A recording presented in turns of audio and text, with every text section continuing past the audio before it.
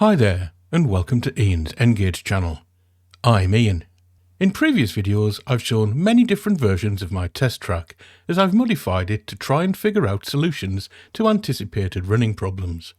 In this video, I'm going to modify the test track once again and switch from using setrack points to medium streamline points.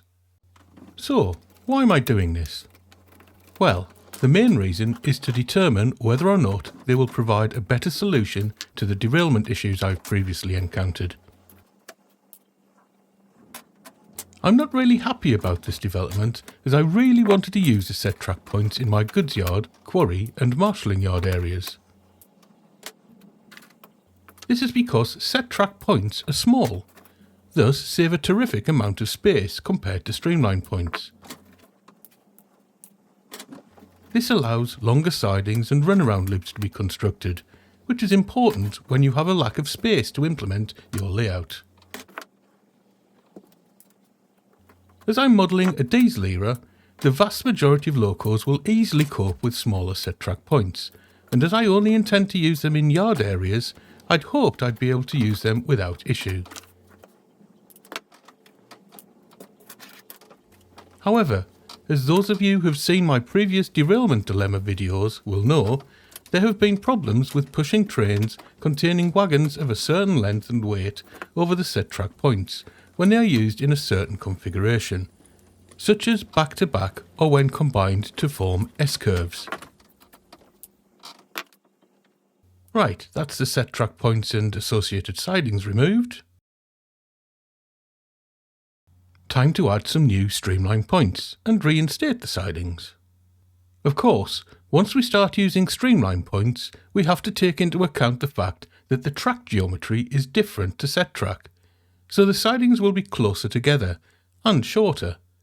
We also need to start using flexible track to both complete the loop and potentially bring the final siding back parallel with the other sidings, although that's something I'll be tackling in a future video. Here I've loosely set out the track into its new position. It's been a while since I laid any streamlined track, and I'd almost forgotten the joys of working with rail joiners. However, using these fantastic rail joiner mates from West Hill Wagon Works made fitting fish plates to the streamlined track really easy, and are much more effective than using a bent piece of old rail.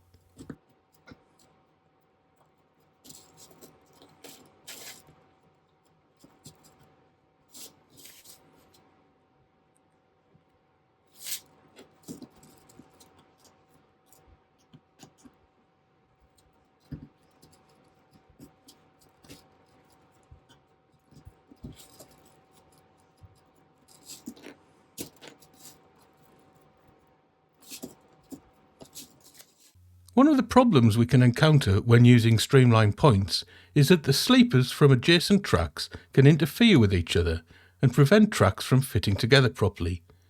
This means we need to trim the sleeper edges from one of the tracks. Here you can see how I've done this to the straight piece of track adjacent to the streamline point. Next, I need to cut a piece of flexible track to length to complete the loop. For those who haven't done this before, the method I use is to first approximately measure and mark the track to length. Then I remove sufficient sleepers to allow the rail joiners to be added to each rail. Here I've also removed enough sleepers to allow me to add dropper wires to the middle of the track later. Next, I use Zuron rail cutters to cut the rails a little bit longer than required. I then connect the track at one end using rail joiners, take a more accurate measurement at the other end, and cut the rails again. I then add rail joiners to the newly cut rails and slide them all of the way onto each rail. Pliers can then be used to pull the rail joiners onto the adjacent rail once the track has been placed into position. Next, I fitted dropper wires. As an aside, I recently upgraded my soldering kit to an Atten ST60 60-watt solder station. This kit is so much easier to use as the soldering iron itself is connected to the solder station via a thin electrical cord that is extremely flexible, unlike the thick electrical flex of my old soldering iron, which always seemed to be in the way.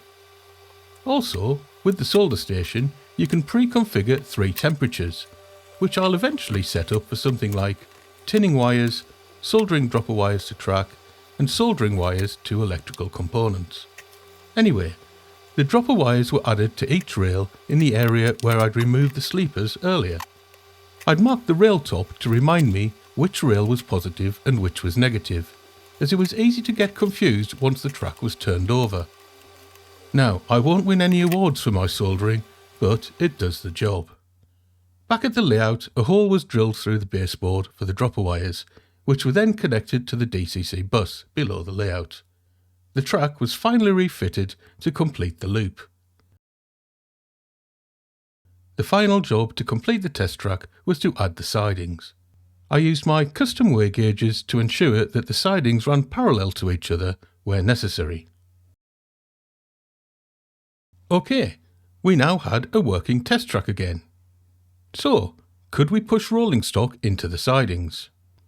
Well, unfortunately, I've run out of time in this video to perform that investigation, as that pesky real life has got in the way of progress once again. So I leave you with a view of Templecombe pulling a rake of Mark I coaches out of the sidings and around the track.